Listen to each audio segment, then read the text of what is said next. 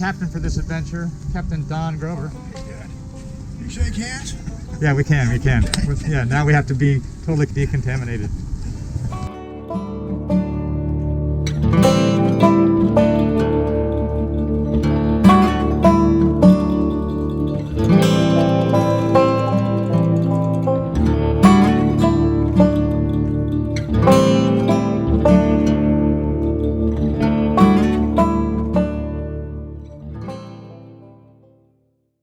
Hi, I'm Jeff Merrill from JMYS with my good friend Don Grover. His wife Paulie is filming this. We are going to be taking Stormhaven. They're in Nordhavn 57 from San Diego down to Ensenada. It's how long of a run is it, Don? About 9.5 to 10 hours. 9.5, 10 hours. So is it 80 miles, 70 miles? 75. 75 miles. So it's kind of a day run. We're actually going to be leaving at the crack of dawn, actually before the crack of dawn. We're going to leave about 4 a.m. And so we'll see a sunrise on the way, getting down to Ensenada mid-afternoon type of thing. Yeah, we'll be at 1:30 or so. Yeah, so down there for lunch. We're going to kind of do a taco run like Kevin and Allison Jeffries did. So we're going to try to film a little footage here of what it's like to do a day trip like that, leaving the Marina in the morning and then doing an international delivery down to Mexico. So thanks for joining us.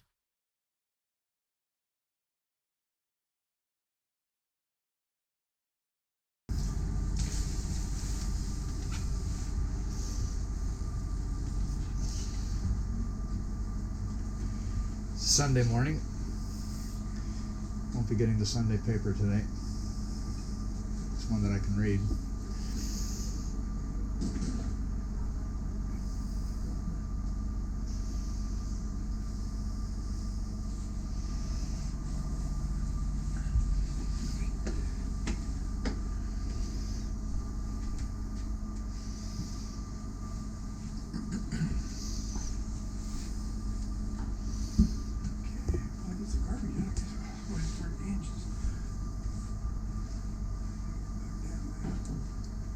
Oh, that's the generator you've got going. And do you have the wing going already? Oh, okay. I misspoke then earlier. That was the generator. Okay, so checking your breakers. Trawlers are on.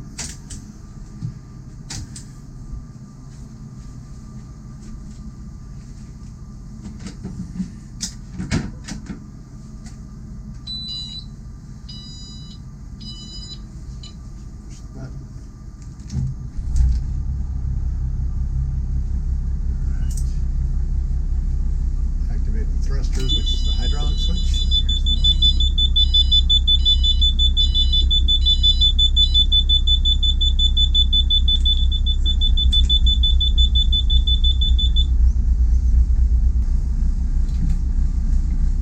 Hard over, lock to lock. Looking at the autopilot control head to see what he has. It's gone hard starboard, hard port, and now center it.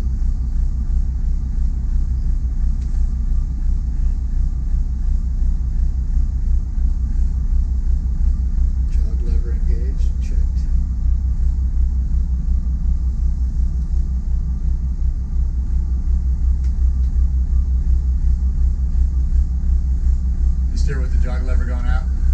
No. Just testing it? I never got used to it. Yeah.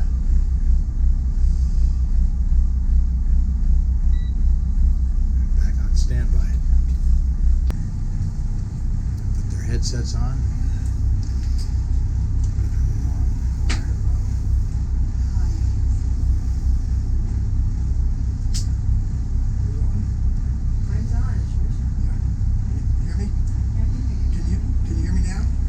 You sound like that TV guy. Until I get in the back, I can't hear you. But They're helpful. Yeah, they are. These are cheap, but kind of cheap. They don't get you out that good. Knock you out with each other.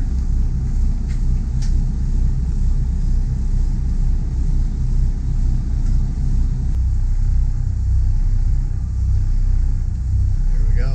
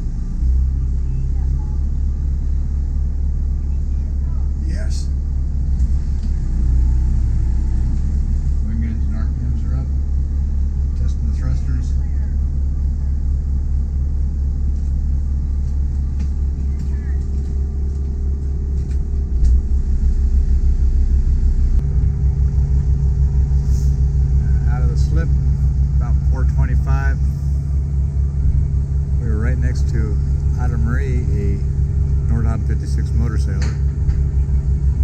Just easing it into the channel.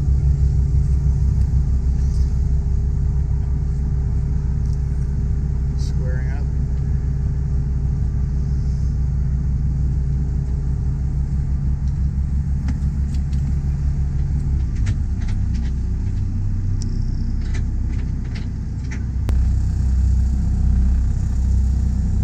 Okay, out of the Marina.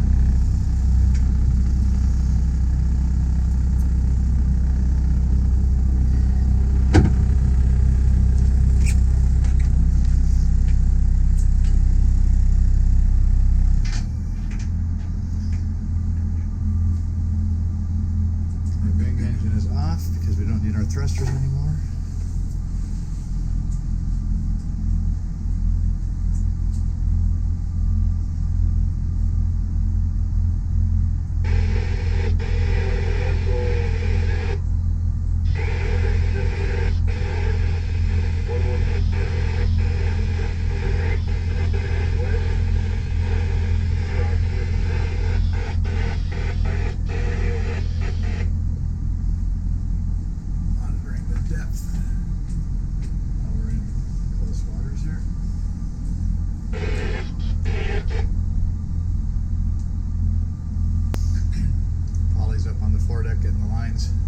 Secured, throwing them off the dock obviously, and she's just looping them over the rail and securing them because we'll be using them once we arrive.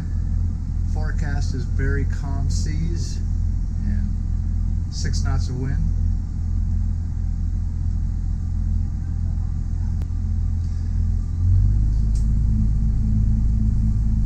So we're out of the box, going through this little channel here. Security, all stations, all stations, all stations. This is United States Coast Guard Sector San Diego, United States Coast Guard Sector San Diego, United States Coast Guard Sector San Diego. For Coast Guard unscheduled safety marine information broadcast concerning a dense fog advisory. Listen channel 32 Alpha, frequency 157.1 megahertz, out.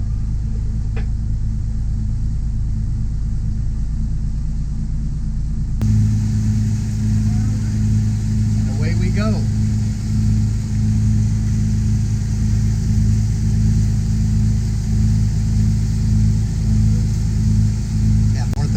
So that was pretty good. Yeah, I got up where I didn't want to be too early again. Well, At the time I get like that, it won't be.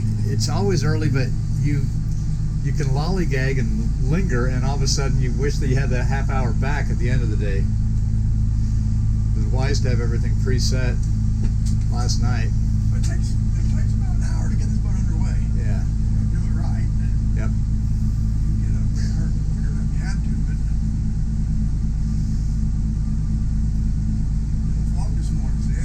Yep. haze. One of the F words that's probably my least favorite. Yeah. We came back from Catalina the other day, it was foggy. But looking north, it was worse than going south. South, it was just a little, we had about a mile visibility going south. Going north, it looked like it saw it pretty tight. Yeah. But we're What's getting your- out here at a good time because as soon as that sun comes up, this fog will get a lot thicker. Yeah. Well, we're pretty close to a slack tide too, aren't we? Just coincidentally. High tide. Yeah. I mean, Yeah. but it's slack. We're right at the top, at the peak. Yeah. What's your timing for the radar? When do you normally put that on? I get out here. Get out in the channel. Okay. Yeah, when I get out there, I'll fire it up so we can, especially when you fog. Yeah. We're getting out a good time. It won't be on fog. I don't think too bad until. Once we're out in the ocean. Yeah, we'll be out in the open ocean by the time the fog gets thick stuff. That sun comes up, then the fog will pick it up. Interesting. Beating down that water, walking up.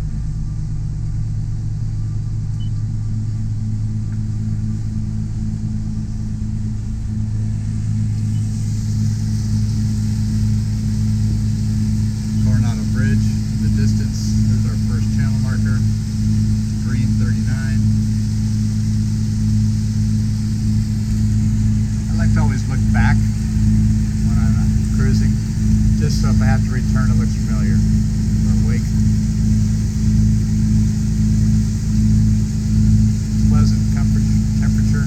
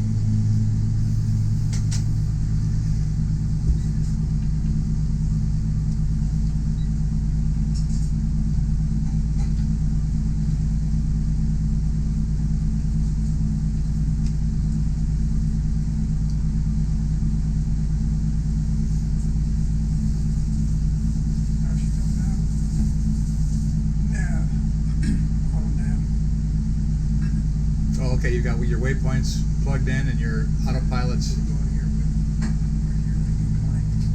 good. There's it's called a breadcrumb trail, the little red trail off the back of the boat, and you can also look at the trails from your previous trips. So particularly helpful at night to follow the trail that you've done previously, because if you made it through that time, you should be able to make it through the next time, particularly if it's high tide, which we are leaving right at high noon on the high tide.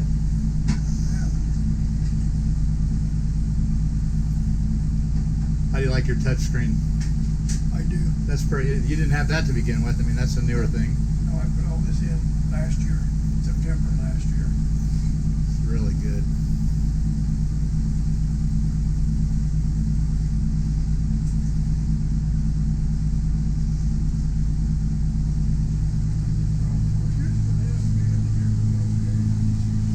Yeah, you got that zoomed in Yeah. nicely.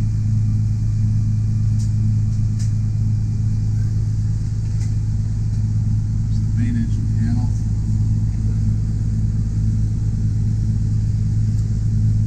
Jeff, you want the rest of this coffee and more? I'm fine. I'll be good with that coffee, I think. Thank you very much, Paulie. We have Paulie, may not need, do you think we need more coffee? It's ready. I just. Okay. 62:36 on the hours.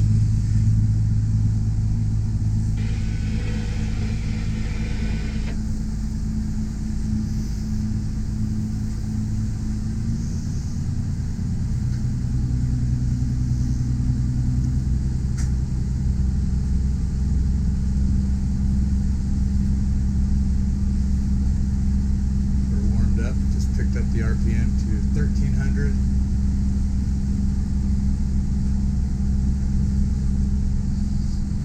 Out in the channel here, it's deeper, 39 feet.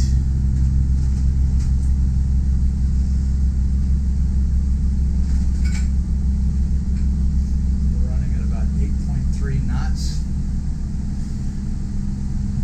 We're coming up to our tax dollars hard at work row.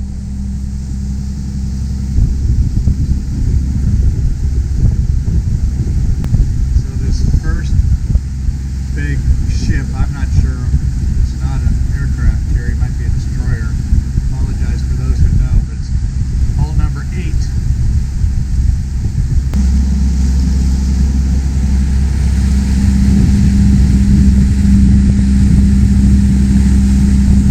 Both aircraft carriers. Serious stuff.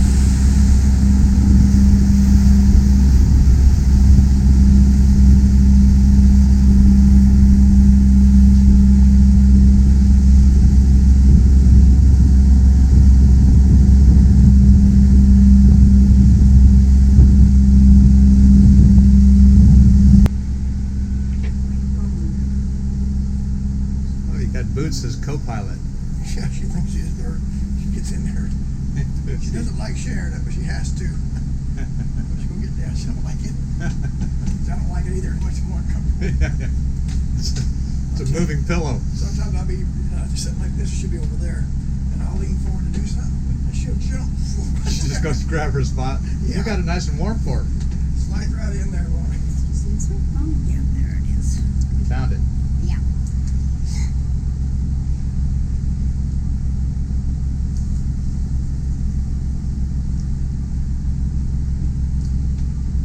Not even a patrol boat out here for the Navy. I don't see any. Usually there's somebody out here kind of keeping an eye on They're things. somewhere around. Oh, I'm sure they are. Yeah. Yeah. And they know we're here. Yeah.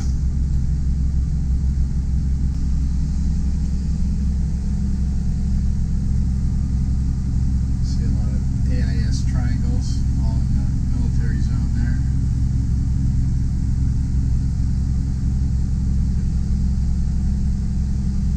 Radar setup in close up. 1.5 mile screen.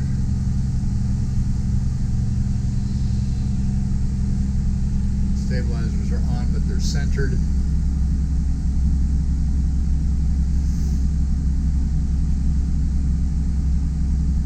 Security, security, security over at San Diego, and the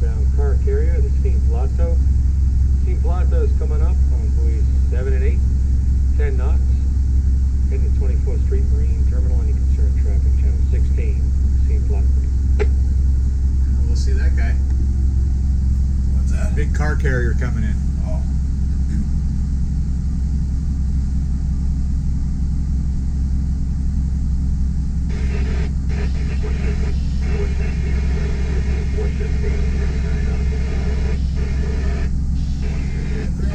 They're always fun to meet.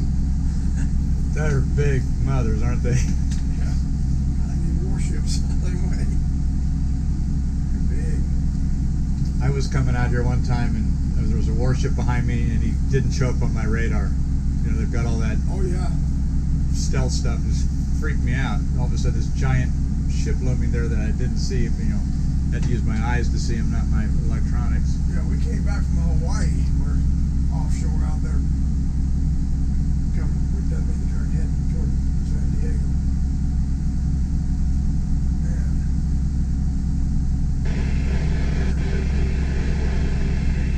Welcome back.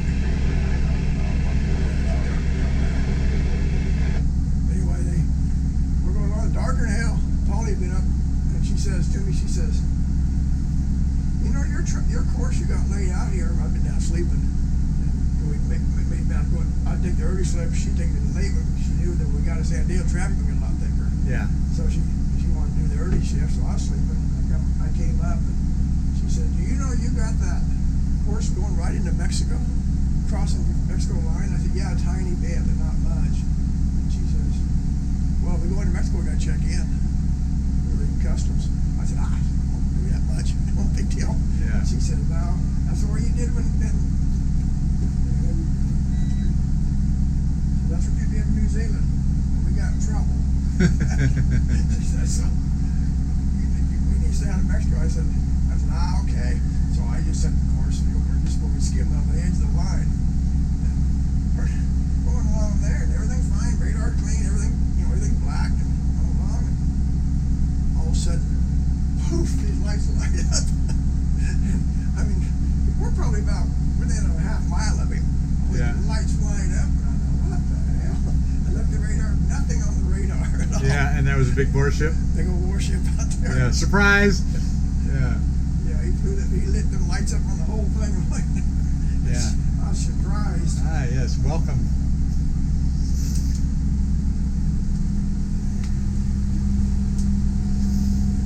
So the Coronado Bridge is now showing up on the radar right up here.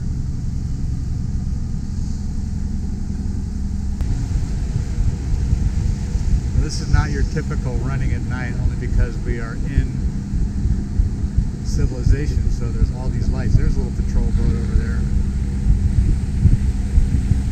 Ready to ask questions. Shoot first, ask questions later? No, I don't think they'll shoot.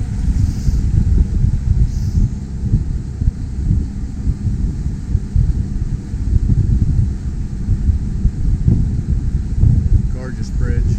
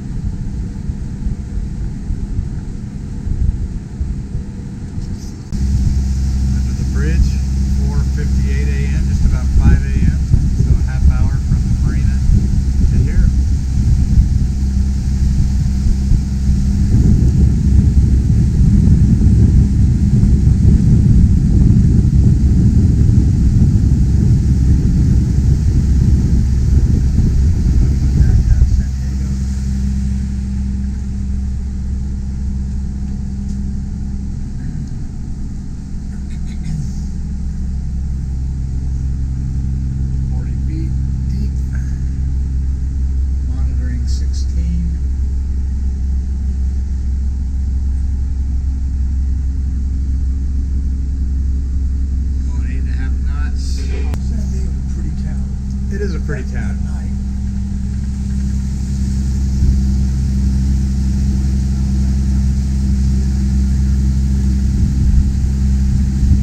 Paulie, you're making breakfast. Yeah. Ooh. Homemade quiche. Homemade quiche. Just like that. Just Fantastic. like that. Wow, this is going to be fabulous. I can't remember the last time I had breakfast at 5 a.m.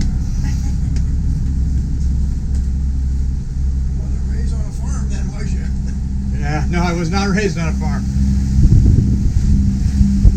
Okay, that big car carrier that we heard announcing its arrival is now passing us.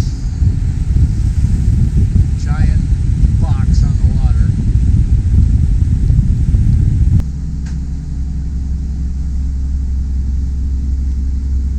So we've run 10 miles and we still have not left San Diego. But we're getting close.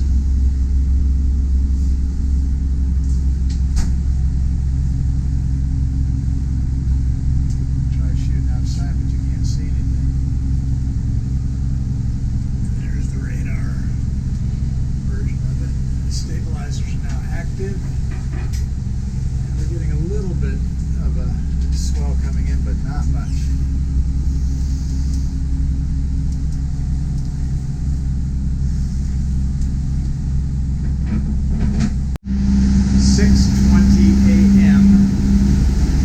We are outside.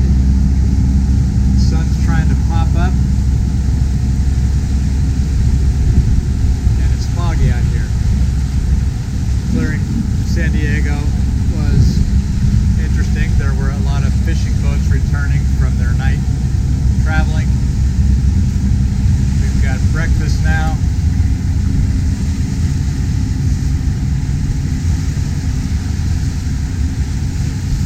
Getting ready. Beautiful, smooth, calm day. San Diego back that way. Mainland over there, Coronado. And we are heading to Mexico.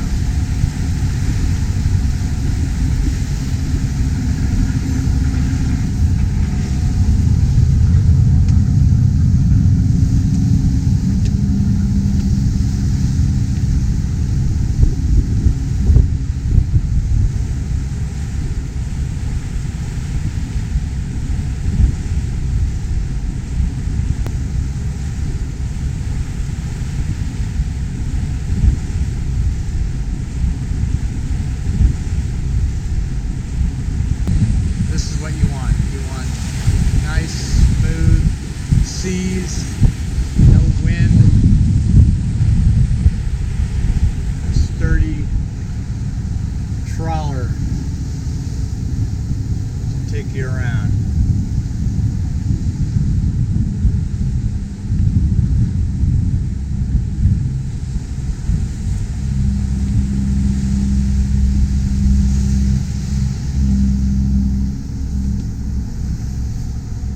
Captain's having breakfast. We're coming up on 6:30 in the morning now, Don? Okay. We've covered 15.8 miles. A couple of boats out here. Fog's actually lifted once we got away from the land a little bit, hasn't it? Yeah. On that entrance, we come in the entrance. A little hairy in there. Yeah, a lot of converging traffic at the bottleneck.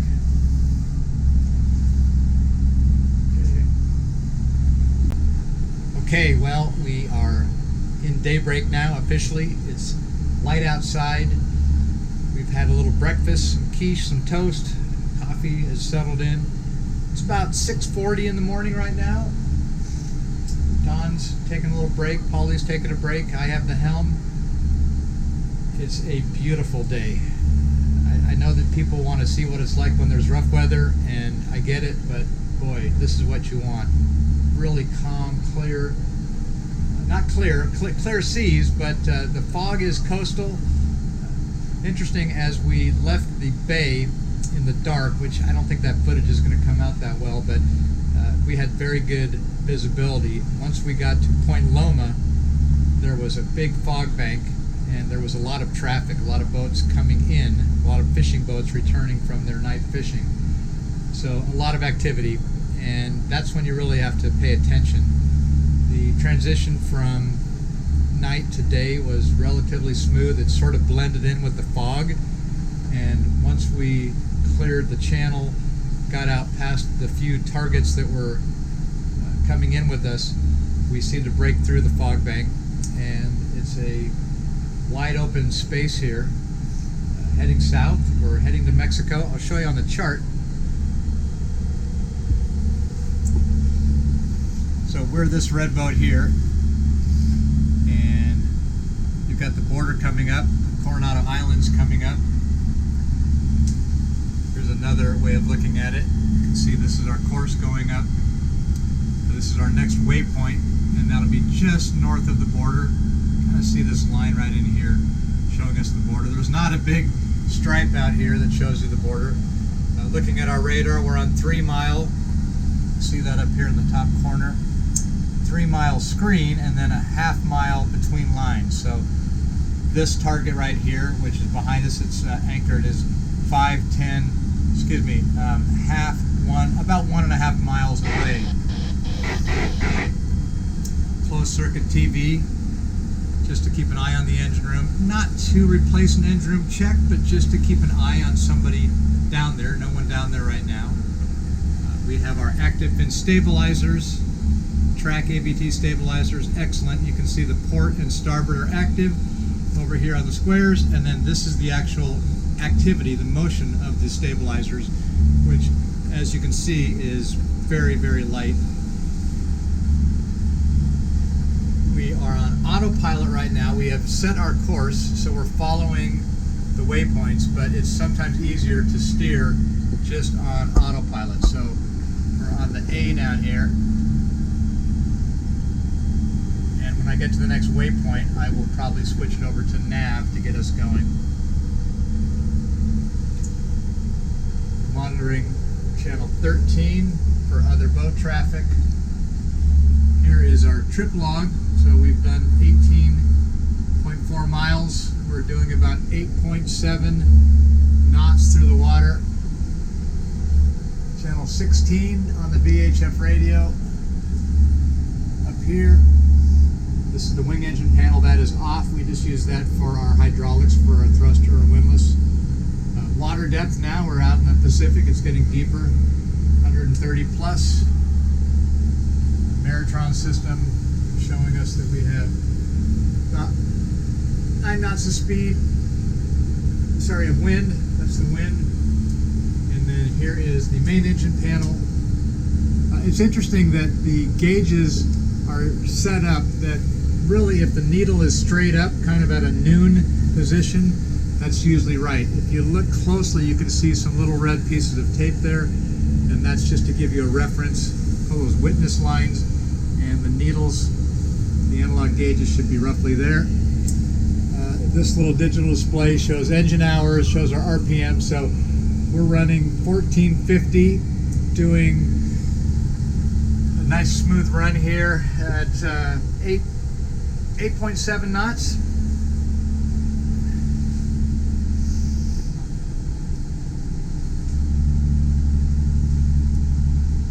It's a lot of fun to be out here. I think that's a pretty good summary of where we are right now. Leaving it dark is not that much fun. Waking up at a little before 4 is nice now, but wasn't then. And here's our captain. I'll give him back the helm. Thanks, Don. Mexican waters. See the line right here. Coronado Islands over to the side. Go take a look outside. Foggy. Damn.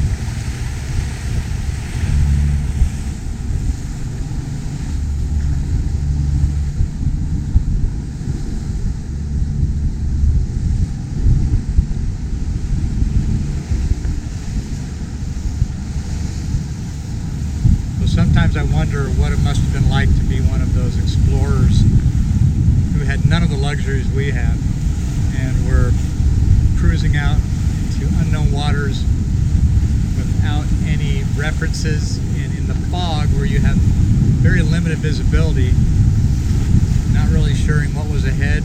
It's so much more comforting when you can actually see around, but this is just goes to show you the importance of having good electronics, knowing how to use it, and also using your common sense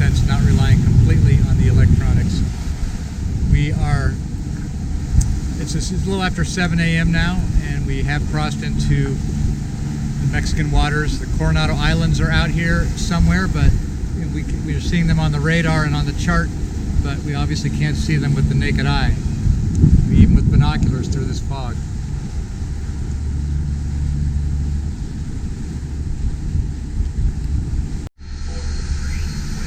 Don has just gone into the engine room, so I'm watching him on the closed circuit TV. It's over on the far side of the engine.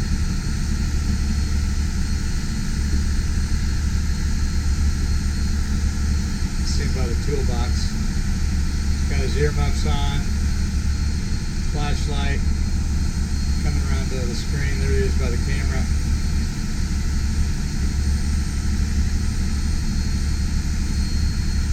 So while he's down there doing that, I've got the con. We have a couple of targets.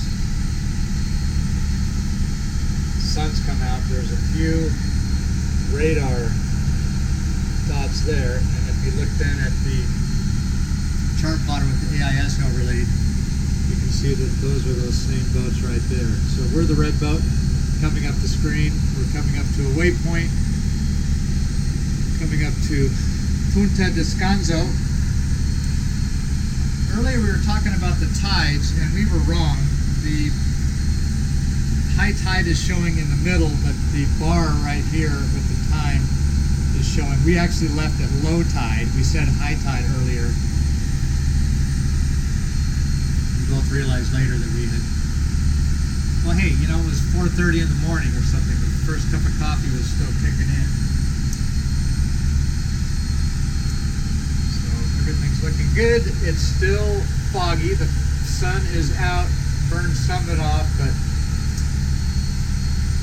we're still really relying on our electronics to get us going here. Here's the active pin stabilizers again, and again you just see they're both on, active, but you can see that the bars were just not deflecting that much. Don went into the engine room, he left the door open, so I will hear him when he comes out and closes it. He's kneeling in the very back of the engine room right now, looking to see what's going on, looking in the bilge.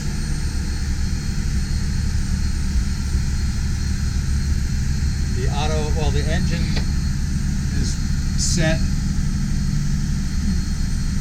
The port, this is the wing engine, that's turned off. The main engine is turned on. You can see the red light. And then up here,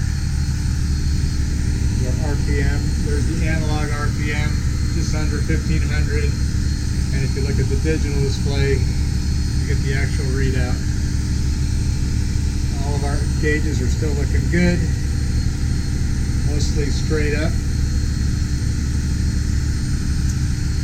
Wind is showing 8.7. That's apparent wind. That's about our speed. Since there's really no wind out there, we're creating that wind. Don has a couple of little reminders that are pretty helpful. So he has one when he's offshore to remind him to empty the holding tank. So he just pulled that out. Little plastic laminated card to remember to pump out. A lot of good, smart little tips. He's got his sunglasses here, which, you know, we didn't even need to know where those were when we got up. These new displays he put in are fantastic. There's even a little dimming knob, just very easily. Expensive screens. They had some failures when he and Paulie were out cruising. Had to reboot their computer. Thank you, Bill Gates. And they decided that they better get some new gear. So Don's still there. I'm keeping an eye on him. I also need to make sure that I look behind me. It's so easy to be focused on looking forward, forget to look behind.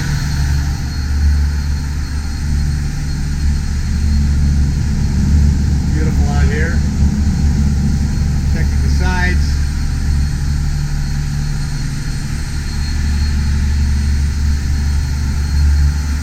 Engine room is down here. I'll do an engine check later and show you what that's all about from my perspective. We have our inverter panels here. All of our electrical brain breakers here. We do have a day check log.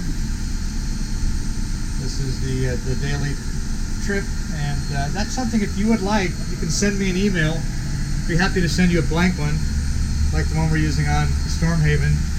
This keeps track. It's really a day summary. And Don is just wrapping up. I just saw him put the flashlight up.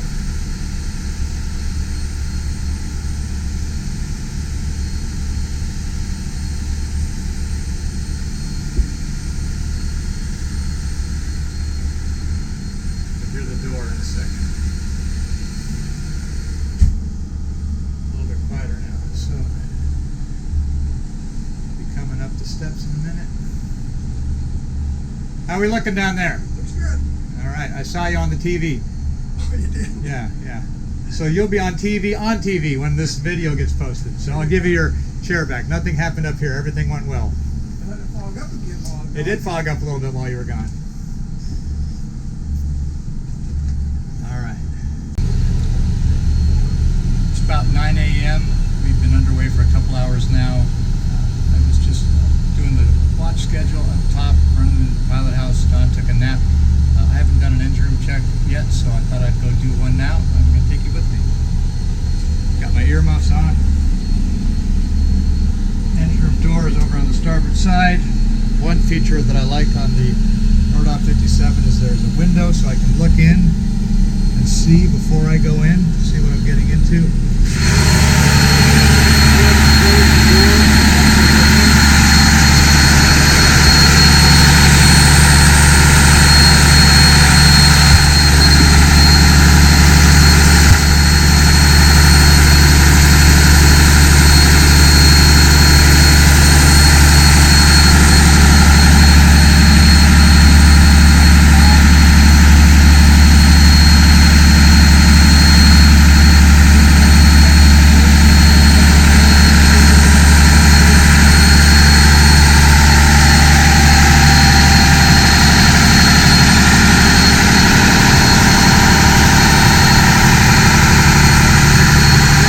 Okay, wait, stop. That didn't work, being in the engine room with all of that noise and with the earmuffs. So this is actually filmed after we've safely arrived, so spoiler alert, but we did make it safely to Ensenada. But I want to give you the engine room tour right now and tell you what I was trying to say when I was in here earlier today when it was very hot.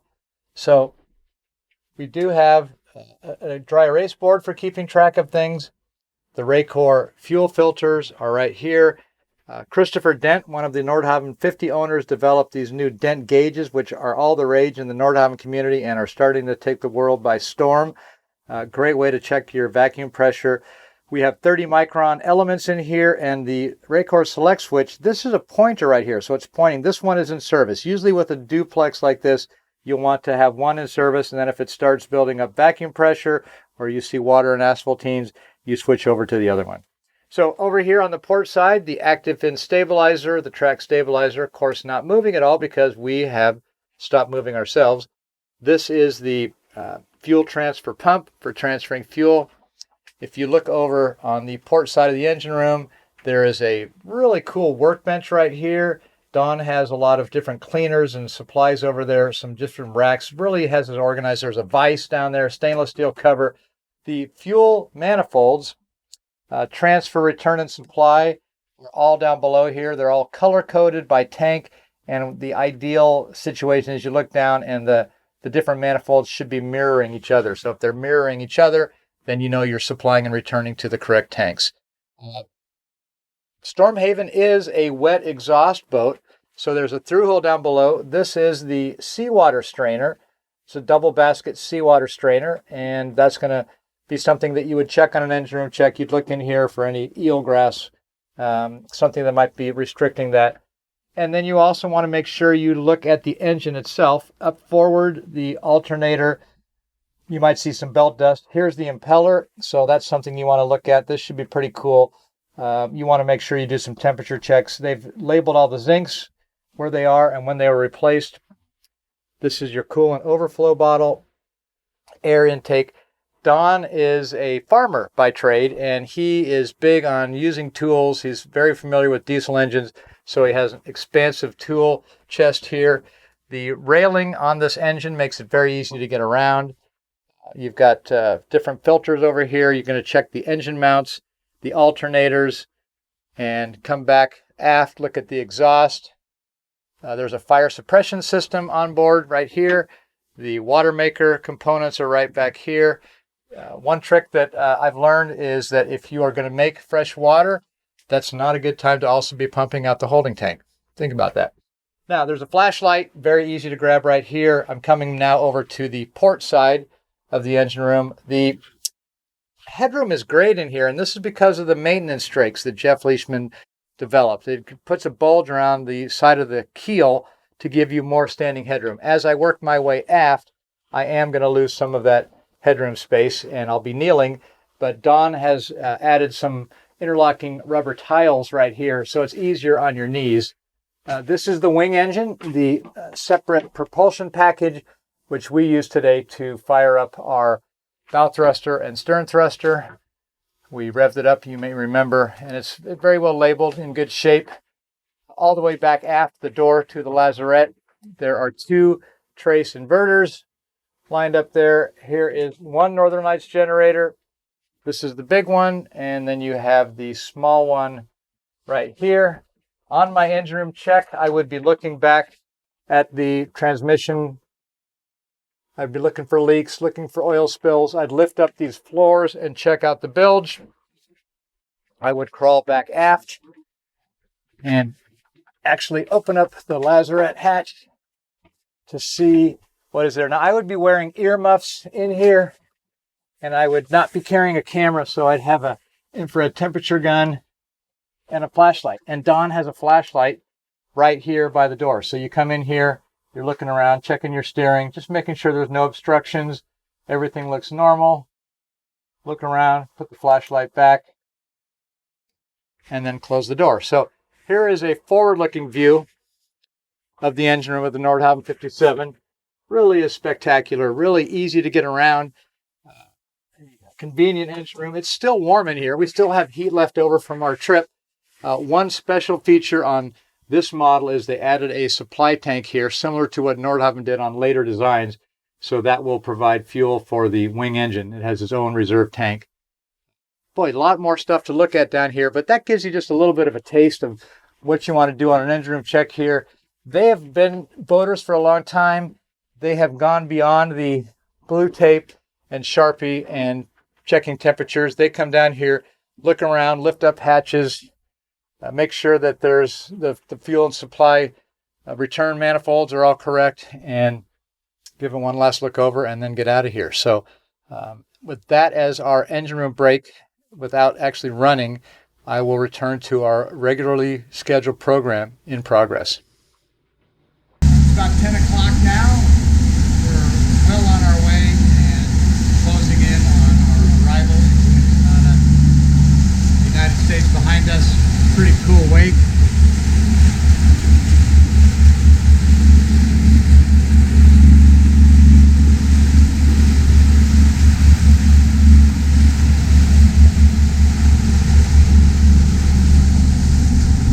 Go do a little walk around.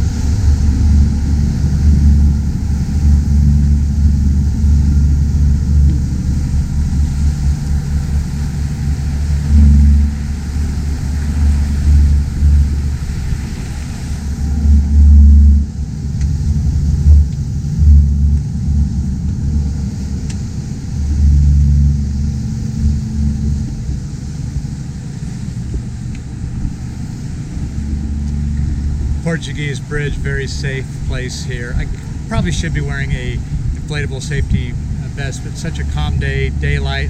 Don's riding the pilot house behind me. I'm in the Portuguese bridge. I'll refrain from going up to the foredeck unless I see some porpoise. But beautiful day. Glad we got an early start. We're going to be arriving sooner than we actually thought originally, so that all should work out great. Mylar balloon. Bad thing. You can see Mexico off in the distance a little bit. We're a couple miles off shore. still have the dew holding some moisture on the deck. Windlass is ready to go if we need it.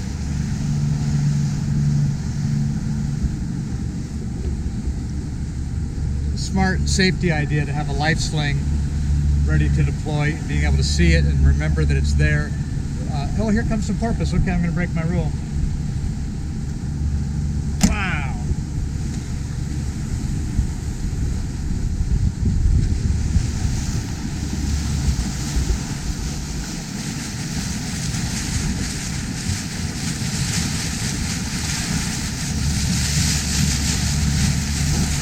Nice. Hey, fellas.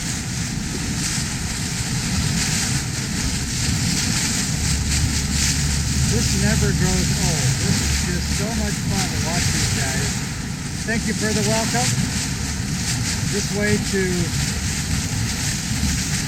tacos, enchiladas, margaritas, cerveza.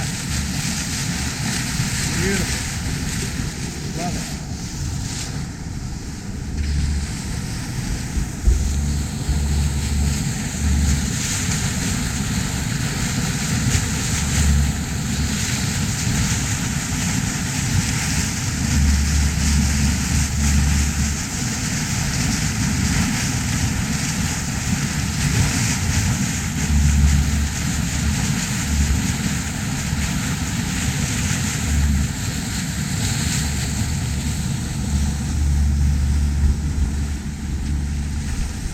Like dogs chasing cars. Very high railing up here. I feel very safe. It's not what I would recommend you do, but again, wearing a harness is not that difficult. Probably should have them in the pilot house ready to just slip on when you want to go outside. The handrails are great. Good handrails to hang on to.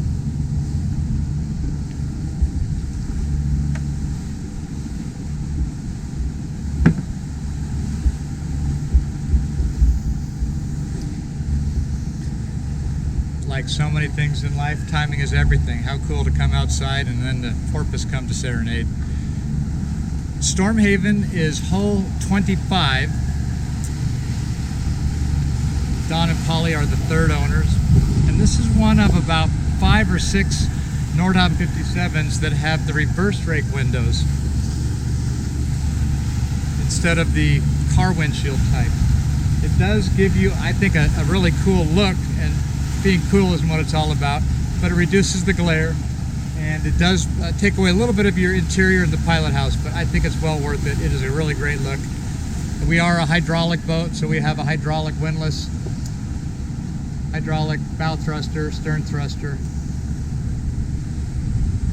This Portuguese bridge is very safe and secure. There's a docking station out here for coming into the dock. You have your main engine controls, bow thruster, stern thruster. That's a jog lever. You can see my rudder angle indicator there, windlass. And another great feature on this boat, because these boats do get pretty far away and need some variety on their options, but we have boarding doors in the Portuguese bridge. So we have our transportation. We have our car with the inflatable dinghy. We have some kayaks here aboard. There's a Magma barbecue and a life raft. Flybridge. We're not running from the flybridge. This is a perfect day to run from the flybridge, but we're really just doing a slip to slip, move the boat delivery. Over on the port side, the Aerotex crane.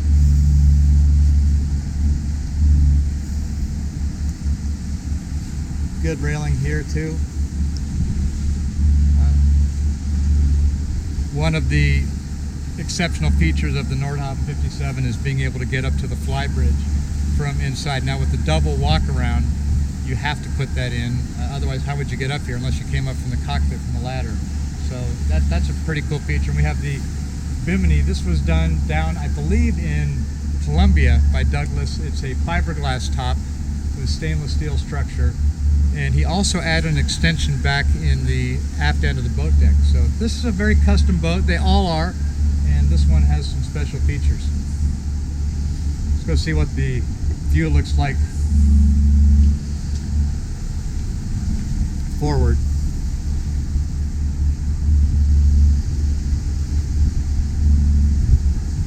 So a feature that I really think is necessary, but it's not always on board a boat, is being able to see the windlass and the anchor from the flybridge. It's probably best to do your anchoring from the actual foredeck, but to have the ability to watch it or start it from up here is good. Some boats, the flybridge is so far back that you can't see that.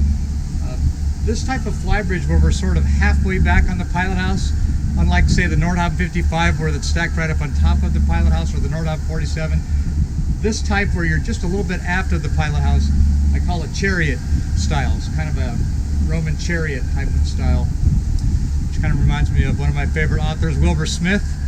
Back in those Egypt days where they drove around the chariots, they learned how to use horses. That's a really good series of books. Wilbur Smith, look that one up. We are equipped with the Mexican courtesy flag. We have that up. We will change that to a yellow quarantine flag.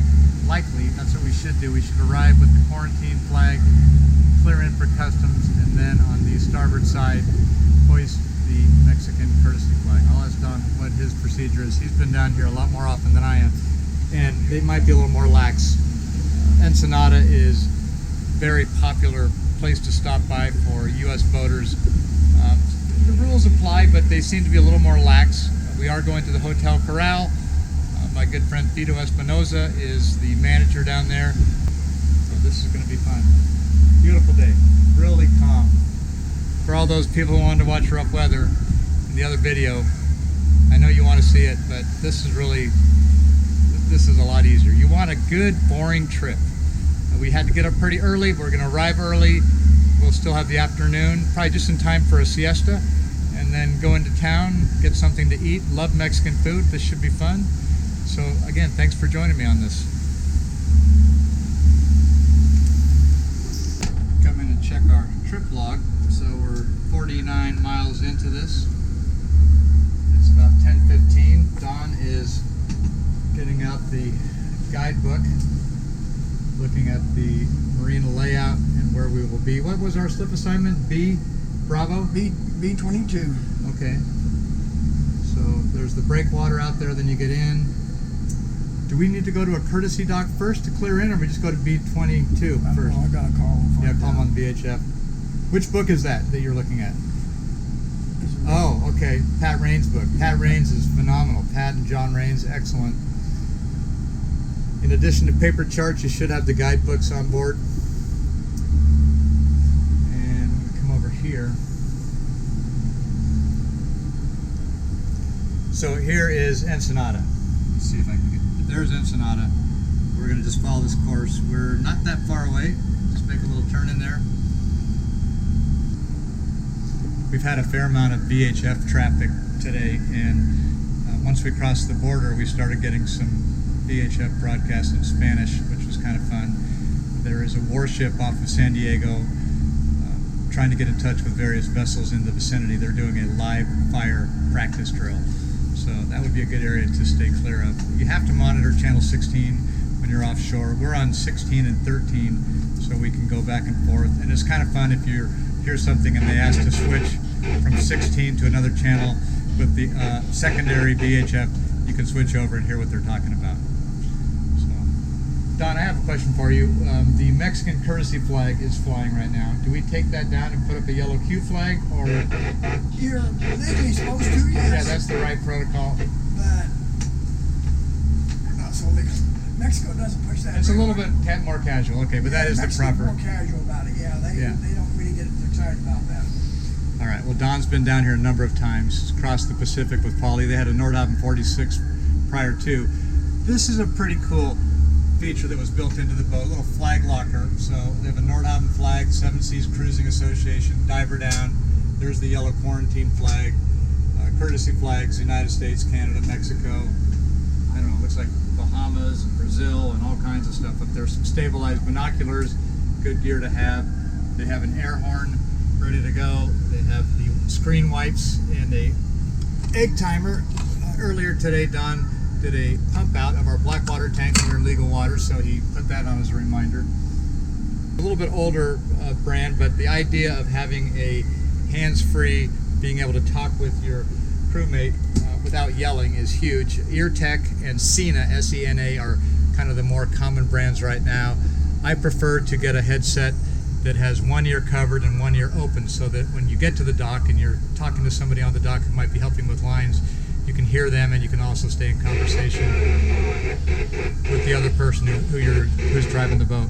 They're called marriage savers. Yes, and as Don pointed out, rightly so, they are called marriage savers, and I'll let you figure out why. You already figured it out. All right, good.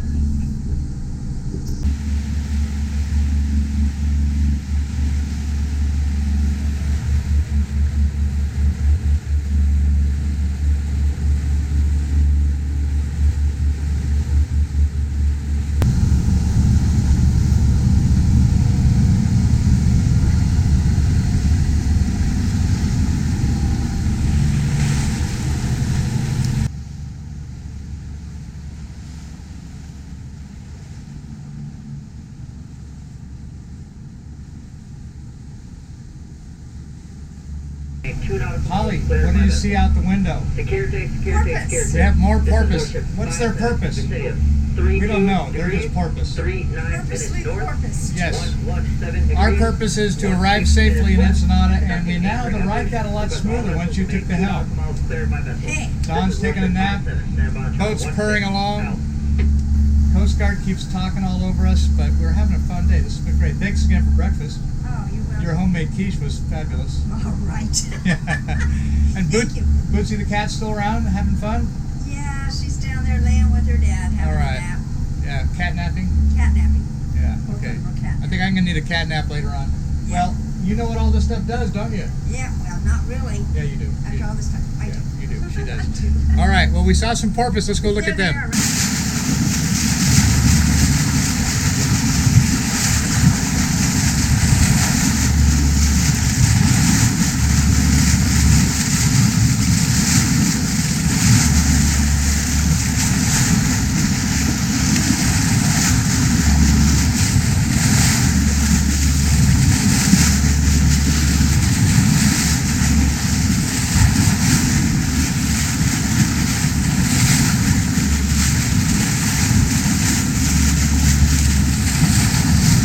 Okay, we've made our final turn, heading into Ensenada. Fenders are on standby and ready. Dock lines are ready. Don's called on the radio, make sure that they're ready for us.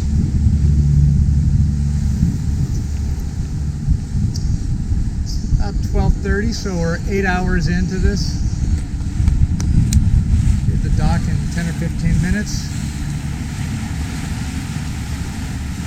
This has been a lot of fun getting the boat down here. It's really easy when you have a couple who are very experienced. Don and Paulie had their Nordhavn 46, now the Nordhavn 57. They've had it for a couple of years, got it all dialed in. They've got their routines. My job has been to try to capture some of this and stay out of their way.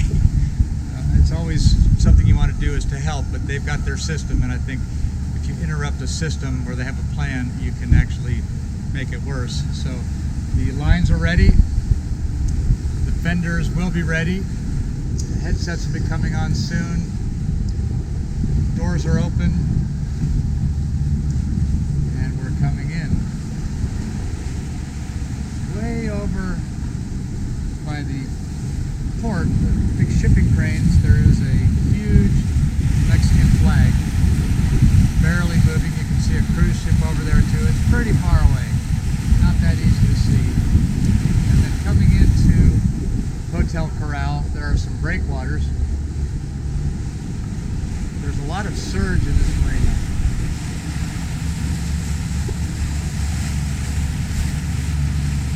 Which can make it easy, make it tricky when you're staying there, particularly when the winter months come in and you have more severe weather. A lot of people actually attach chains around the cleats and then tie their lines off to a thimble on the chain or a shackle so that the chafing is on the chain and the cleat as opposed to their lines. Many people have had to replace dock lines.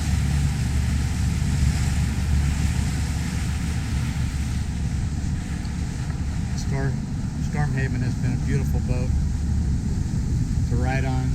Don and Paulie really taking great care of her. All new electronics, keeping everything fresh. There's always another project to do when you own a boat, and they are proactive with that. They don't wait for something to break. They keep track of how long things should last, anticipate before things expire what needs to be attended to next, and that is a really good approach. That really makes sure that the boat is ready. They have the tools, the spare parts, a little of our weight coming in, fenders on both sides, lines ready. Don has studied the map, the Marina map, so he knows where we're going to be going. I'm not sure if we're going port side 2 or starboard side 2. One of the advantages of Stormhaven is that she does have the walking side decks on both sides, so we're easily set up to tie port side 2, starboard side 2, or both. The windlass is ready if we did need to stop, but hopefully that won't be necessary. We are flying our Mexican courtesy flag. We decided to do that instead of the Q flag.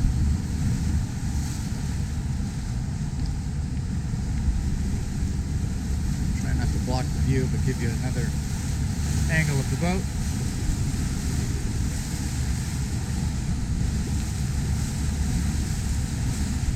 Just purring right in, like Bootsy, their cat, purring right in. Bootsy was staying in the sun, getting a little sunshine. Boy, we're getting here just about in time for a reasonable lunch and a well-deserved siesta.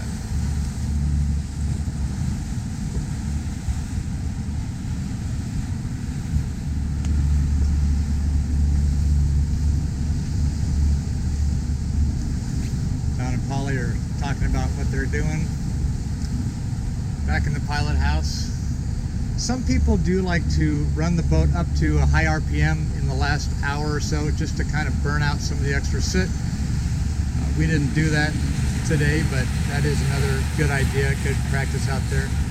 Starting to see now the entrance to corral where that fishing boat is. Channel markers up on the breakwater. Some people out here skiing or wakeboarding or towing each other. I'm not sure what the water temperature is. It looks pretty inviting. I wouldn't mind going for a jump in the bay, jump in the Pacific. All right, slowing down for our turn.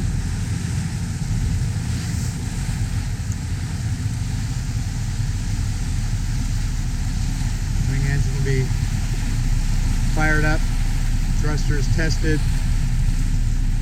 The wing engine at about 2,000 RPM, I believe, earlier as we departed. You know, at some point we can turn off the radar because we can see where we are. We don't need that. Don will be hand steering.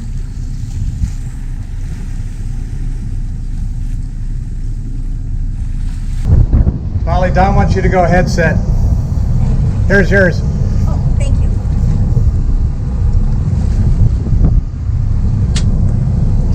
Got a little safety leash there, so somehow it drops. It doesn't drop all the way. It doesn't have one, but I do. Yeah.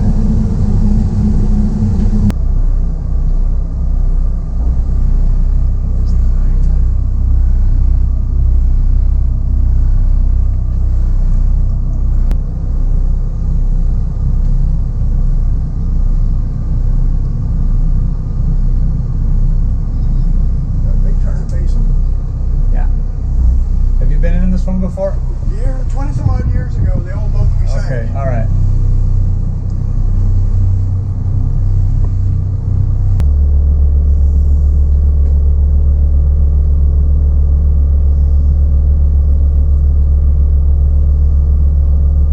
To the left it says C and to the right it says B, so you're in the right between B and C.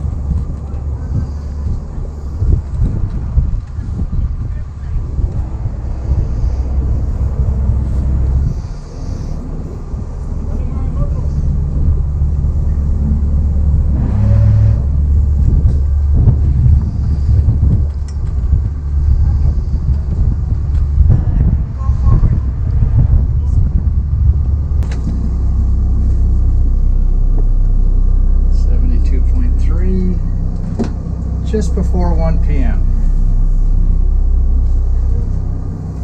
So we're tied up. Very nice support from the crew here at Hotel Corral.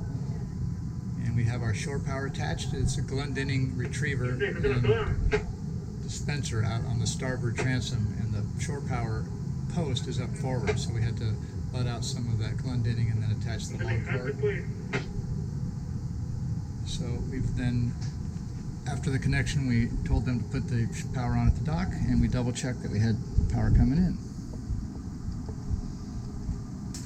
Okay, arrival time was 12:40. Made it. Yeah, we're here.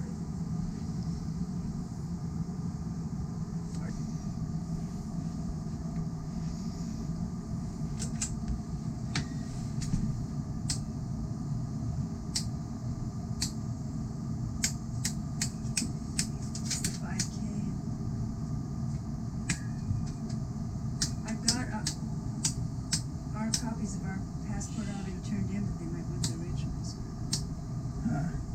I think if you go with the originals, you're not going to be missing anything. Do I? If you go up there with the originals, they're not going to ask for them. I mean, you'll have it.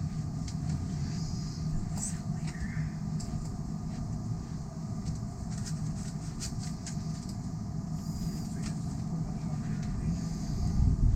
Yeah. Our passports are downstairs.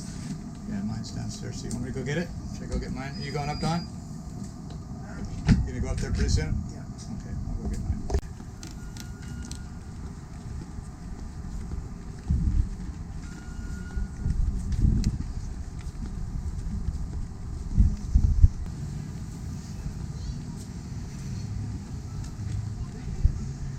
Right in there.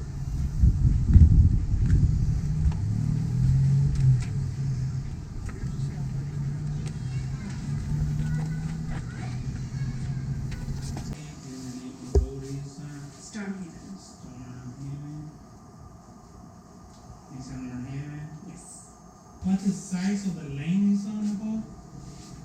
It's a 57.8, according to that, but it's 64 for 64 inch? Overall, yes. overall this one platform.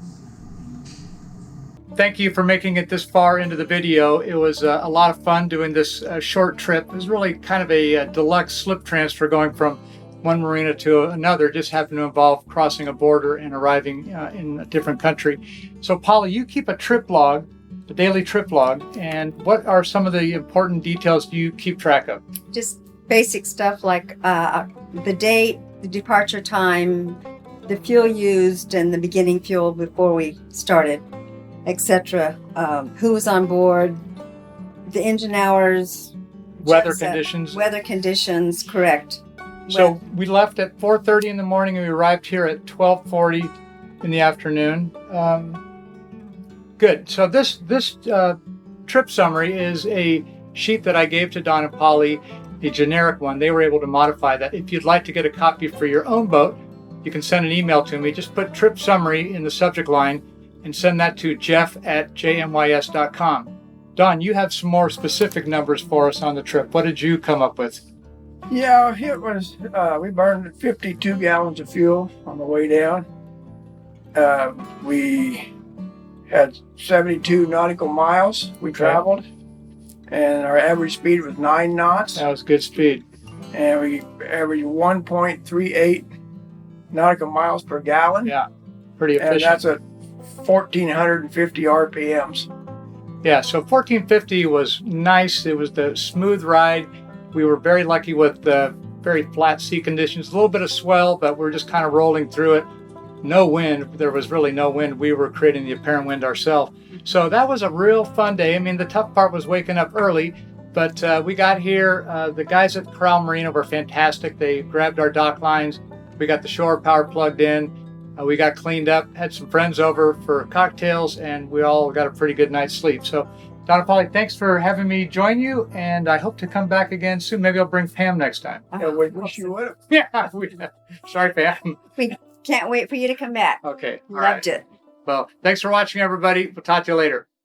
Hey, great to be underway again, out on the water. Love it out here. Thank you very much for watching the video. We have a couple of things you can do. One thing is you can click the bell to get a reminder when we post the next video. We love it when you give us those thumbs up. And then you can subscribe by clicking the button below. Once you've seen a couple videos, you might also want to check out some of the other ones, so you can click on one of these videos on the side. Thanks. We hope to have you come back here soon, and we'll be putting up more content shortly.